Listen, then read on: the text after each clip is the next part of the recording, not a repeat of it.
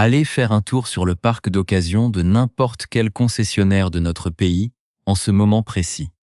Marchez tout au fond, là où la peinture est passée, là où une fine couche de poussière s'est déposée sur le capot, là où le prix écrit au marqueur blanc sur le pare-brise a déjà été raturé 2 fois parce que personne n'a daigné poser une question sur ces machines. Pendant ce temps, tout devant, juste à l'entrée du showroom, vous avez une file d'attente d'acheteurs qui se bousculent et se marchent dessus pour un SUV ou un pick-up de 3 ans d'âge, affichant 110 000 km au compteur, avec une étiquette indécente collée sur la vitre. J'ai passé ma vie entière au milieu des ateliers, des moteurs et du marché automobile, et je vais vous dire la vérité brute. La moitié de ces mécaniques qui prennent la poussière au fond de la cour démarreront encore au premier quart de tour par un matin de gel glacial, bien après que ces modèles récents et brillants auront fini leur vie dans une casse, le filtre à particules totalement colmaté et le turbo complètement grillé. Ce ne sont pas des épaves. Je ne suis pas en train de vous chercher des excuses pour vous faire acheter un tas de boue bon marché.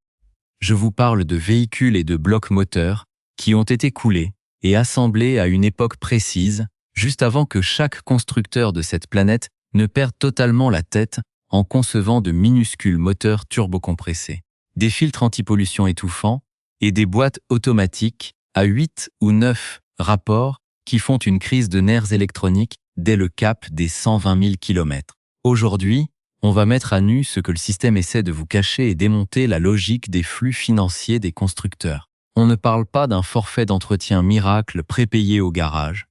On ne parle pas d'un abonnement mensuel pour des options de confort déjà installées dans vos sièges. On ne parle pas d'un kit de nettoyage surfacturé au rayon accessoire de votre centre auto.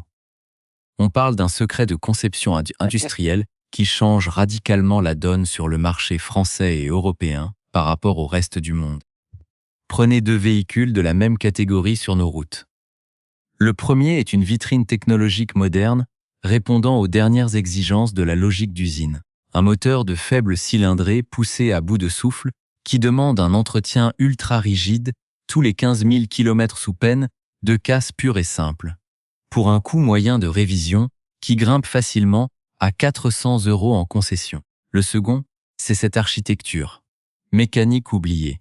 Conçue pour durer 300 000 km sans broncher, avec des intervalles de maintenance flexibles et des pièces interchangeables qui coûtent 3 fois moins cher à produire et à remplacer. Pour comprendre exactement pourquoi, l'industrie automobile a tout fait pour effacer ces moteurs de la circulation et vous orienter de force vers des modèles jetables à obsolescence programmée, il faut remonter à l'année 2005. C'est précisément à cette période que les directions financières des grands groupes ont compris qu'un client qui garde sa voiture 15 ans, sans passer par la case atelier officielle, est une perte sèche intolérable pour leurs actionnaires. Pour démonter le piège qui se cache sous votre capot, il faut plonger dans la réalité physique et chimique des moteurs modernes. Les constructeurs vous vantent la transition écologique, mais la réalité mécanique est une histoire de friction et de température. Pensez à un athlète à qui on demanderait de courir un marathon en respirant à travers une paille tout en portant un sac de ciment sur le dos. C'est exactement ce que subit votre moteur actuel. Pour passer les normes environnementales européennes de plus en plus drastiques, l'industrie a dû généraliser la vanne EGR et le filtre à particules. La vanne EGR, c'est l'équivalent mécanique de vous forcer à réavaler une partie de vos propres gaz d'échappement pour abaisser la température de combustion. Le problème, c'est que ces gaz sont chargés de suie et de résidus de carbone. Visuellement, imaginez l'intérieur de votre conduit de cheminée après 5 ans de feu de bois, mais concentré dans un tube en aluminium de la taille d'un flacon de sirop. Cette suie collante se mélange aux vapeurs d'huile et crée une pâte noire et épaisse qui vient obstruer les conduits d'admission, étouffer les soupapes et bloquer les volets d'air. Votre moteur ne respire plus, il s'asphyxie de l'intérieur. Pour brûler ces particules de carbone, avant qu'elles ne s'échappent dans l'air, l'Europe impose le filtre à particules, le fameux FAP. Pour que ce filtre se nettoie, il doit monter à plus de 600 degrés. En usage urbain ou sur de courts trajets quotidiens pour aller au travail, le système n'atteint jamais cette température de fusion. La voiture déclenche alors une régénération forcée en injectant du carburant post-combustion. Ce surplus de gazole non brûlé ne s'enflamme pas, il coule le long des parois des cylindres, rince le film d'huile protecteur et vient diluer l'huile de votre carter moteur. Votre lubrifiant se transforme progressivement en une soupe infâme, perdant tout son pouvoir de protection. Ce n'est pas un défaut de fabrication, ce n'est pas une panne de capteur, ce n'est pas un manque de chance. C'est la conséquence physique directe d'un système anti-pollution obligatoire qui détruit la base même de la longévité mécanique. Cette dégradation invisible mais constante explique pourquoi les moteurs d'aujourd'hui s'effondrent souvent dès les 150 000 km, là où les blocs à l'ancienne passaient ce cap en étant à peine rodés. Les ingénieurs le savent parfaitement, et c'est pour cela que les manuels de réparation des réseaux officiels mesurent aujourd'hui l'usure en pourcentage d'obstruction électronique et non plus en jeu mécanique réel. En France et dans l'Union européenne, les protocoles de test d'homologation mesurent la propreté d'un véhicule uniquement sur ses premières années de vie. À l'état neuf, dans un laboratoire propre, personne ne teste l'impact destructeur de ces dispositifs après 7 ou 8 ans d'utilisation réelle, car le modèle économique de l'industrie repose désormais sur le renouvellement forcé du parc plutôt que sur sa durabilité. Maintenant, voici ce que vous faites concrètement pour reprendre le contrôle de votre véhicule et casser ce cycle d'usure forcée. La toute première étape se passe sous le capot, à froid, avant même de tourner la clé de contact. Vous allez inspecter visuellement l'état des durites de retour de dépression et le connecteur de la vanne de régulation. Si votre moteur est froid, l'huile est descendue dans le carter, ce qui vous permet de mesurer le niveau exact sur la jauge métallique sans fausser le résultat. Une jauge qui indique un niveau supérieur au maximum ne signifie pas que vous avez trop d'huile, mais que le gazole issu des régénérations ratées a commencé à contaminer votre lubrifiant.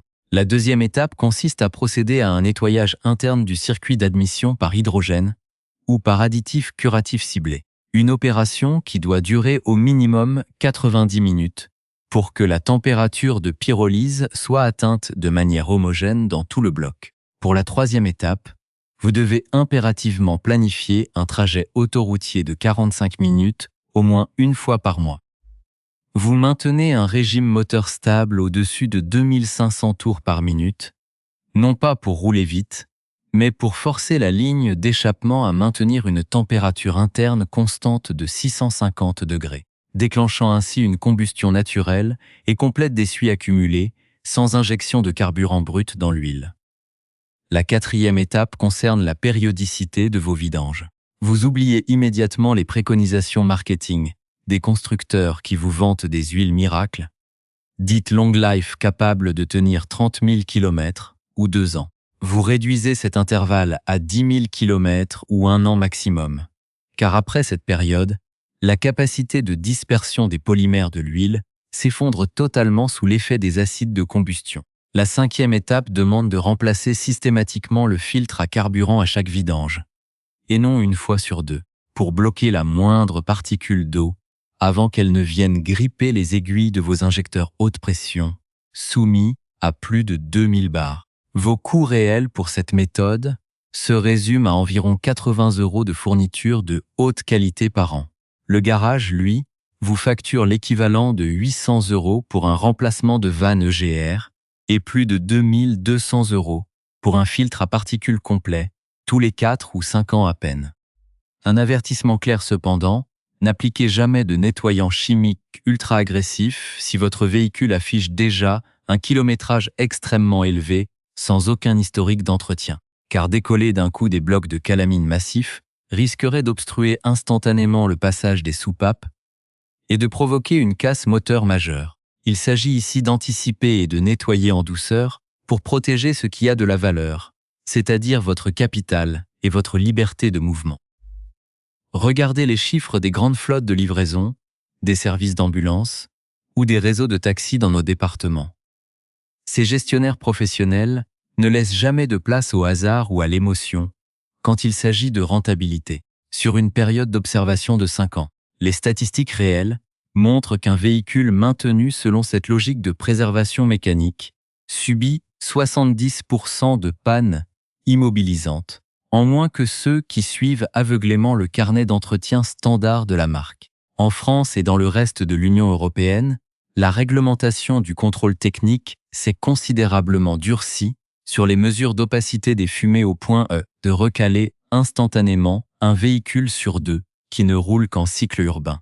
En comparaison, sur d'autres marchés mondiaux moins réglementés, où l'on trouve les mêmes blocs moteurs sans ces filtres électroniques, ces machines atteignent couramment les 400 000 km sans la moindre intervention lourde sur la culasse. Prenons l'exemple concret des bidons d'additifs de protection ou des huiles de rinçage que vous trouvez en rayon sous 3 marques différentes.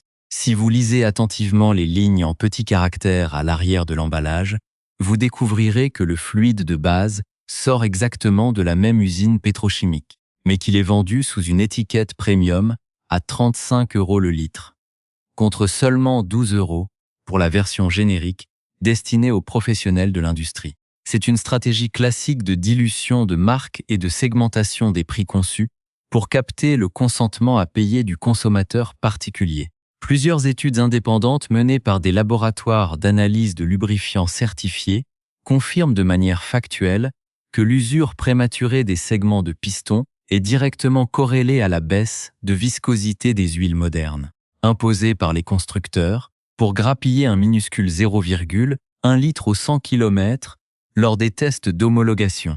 Toute la logique du système actuel ne repose pas sur un complot secret, mais sur une équation économique simple et implacable.